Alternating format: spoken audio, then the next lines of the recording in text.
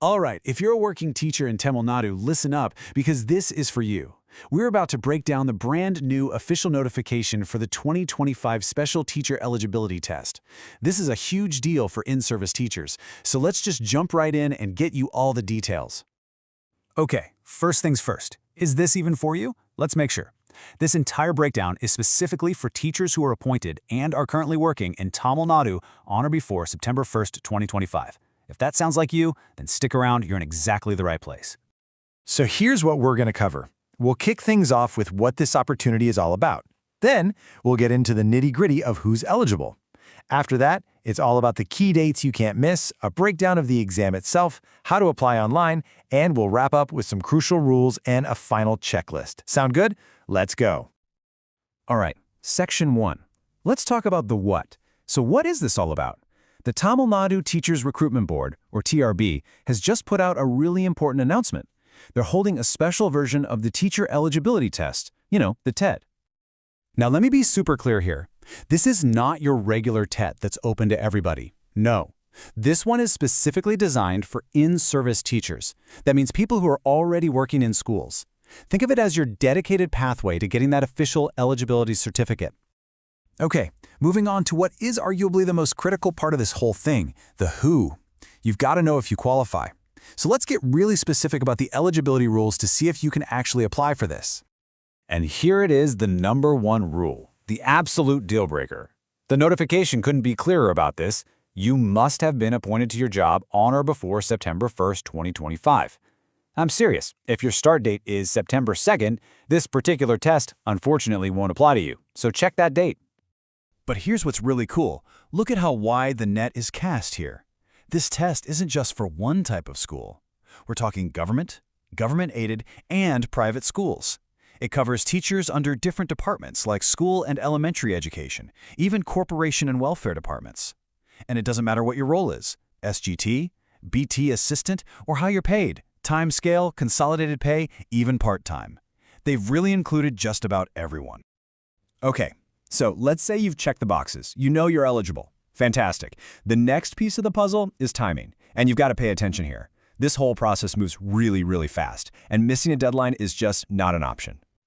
All right, look at this timeline. The notification just dropped. The online application portal, it opens on November 20th, and you have exactly 1 month. It closes on December 20th. That is a tight window. Then there's a quick 2-day period to make any edits, and bam! Before you know it, it's exam time in late January. We've got Paper I on the 24th and Paper 2 on the 25th. It's going to come up fast. So, you know you're eligible, you've marked the dates on your calendar. Now let's talk about the test itself. What are you actually getting into? It's actually pretty simple. You've got two choices, Paper 1 or Paper 2. Paper 1 is for you if you're a secondary grade teacher working with classes 1 through 5, the 6 to 11-year-olds. Paper 2, that's for BT assistants teaching classes 6 to 8, so the 11 to 14 age group. Your job is just to pick the one that matches what you teach. Easy enough, right?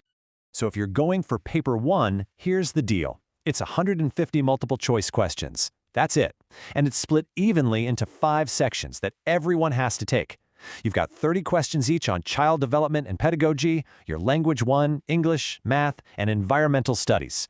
All compulsory, all with equal weight. Paper 2 is also 150 marks, but there's a really important twist. The first 3 parts are exactly the same. Child development, language 1, and English are compulsory for everyone. But that last big section, worth a whopping 60 marks, is where you get a choice. You'll either pick the maths and science combo, or you'll go for social science. It all depends on your own subject area. All right, the big question. What score do you need to pass? For general category candidates, the magic number is 90 out of 150, which is 60%. For everyone else, OBC, MBC, SC, ST, all of them, it's a bit lower, at 55%. Now, do the math. 55% of 150 is 82.5, but, and this is a really important little detail, the official notification says they'll round it down. So the score you need to aim for is 82. Okay, let's get practical. How do you actually apply? The whole thing is done online, so let me walk you through the steps so you know exactly what to do.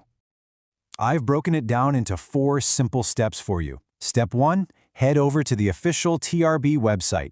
Step 2, fill out that online form. And please be careful with the details. Step 3, upload your documents and your photo.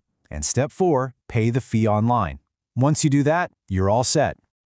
Speaking of the fee, let's talk numbers. If you're in the general category, it's 600 rupees. If you fall under the SC, SCA, ST, or differently abled categories, it's half that, just 300 rupees.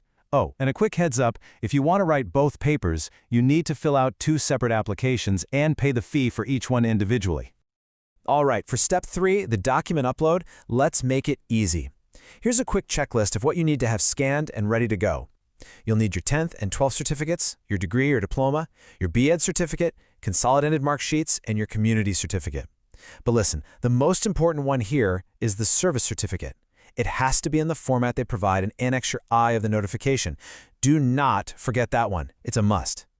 And here's a little pro tip that'll save you a ton of frustration. Pay attention to the file sizes. Your photo has to be between 20 and 60 kilobytes. Your signature, even smaller, between 10 and 30 kilobytes. And each certificate scan should be between 60 and 120 kilobytes. Getting these specs right from the start will save you from those annoying upload errors. All right, we're on the home stretch now. Let's wrap this up by looking at some of the really important rules and a final checklist. This is all about making sure everything, from your application to exam day itself, goes off without a hitch. I'm going to pull a quote directly from the official notification here because you need to hear this. It says, "Incomplete or defective applications shall be summarily rejected." They are not kidding around. That means even a small mistake could mean your application gets tossed right out. The responsibility is 100% on you, so please, triple check everything before you hit submit.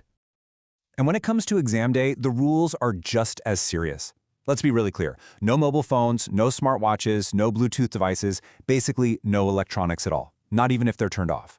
And it should go without saying, but any kind of malpractice, trying to impersonate someone, or using fake documents, that's not just disqualification. They can pursue criminal action. It's just not worth it. So with all that said, where do you go for the real deal? This right here is your single source of truth. For the official notification, to apply online, for any updates, this is the only website you should be using. Don't trust any other random sites. Go straight to the source, trb.tn.gov.in. So there you have it. We've gone through the what, the who, the when, and the how. You literally have the entire official roadmap right in front of you. This is a huge opportunity. So the only real question left to ask is, are you ready to go out there and secure your eligibility certificate?